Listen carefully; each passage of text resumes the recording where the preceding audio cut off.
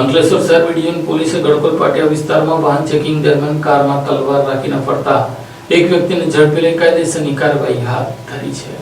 Police સૂત્રો પાસેથી મળતી માહિતી મુજબ અંકલેશ્વર શહેર બી ડિવિઝન પોલીસની ટીમ ગડકોલ પાટિયા ખાતે વાહન ચેકિંગમાં હતા. તે દરમિયાન અંડાળા તરફથી આવતી Maruti Suzuki Eeco car number GJ16DS 9587 શંકાસ્પદ લાગતા તેને અટકાવીને તપાસ કરવામાં આવી હતી. કાર ચલાવનાર વ્યક્તિએ પોતાનું નામ પપ્પુ સિંઘ ઉર્ફે ઉમેશ કમલા સિંઘ રહે સુંદર રેસિડેન્સી R&B જનરલ હોસ્પિટલની સામે રાજપીપળા રોડ ગડકોલ હોવાનું જણાવ્યું હતું. પંચોની હાજરીમાં કારની તપાસ કરતા પાછળની સીટમાંથી એક તલવાર મળી આવી હતી. તલવાર રાખવા અંગે સક્ષમ અધિકારીનું કોઈ પરવાનગી પત્ર રજૂ કરી શક્યો ન હોવાથી પોલીસે તલવાર કબજે કરી હતી. આરોપી પોતાની કબજામાંની કારમાં માનવ શરીરને ઈજા પહોંચાડી શકે તેવું મારક હથિયાર રાખી જિલ્લા મેજિસ્ટ્રેટના જાહેરનામાનો ભંગ કર્યો હોવાનું સામે આવતા અંકલેશ્વર શહેર બી ડિવિઝન પોલીસે તેની સામે ગુજરાત પોલીસ અધિનિયમની કલમ હેઠળ ગુનો દર્જ કરીને તપાસ હાથ ધરી છે.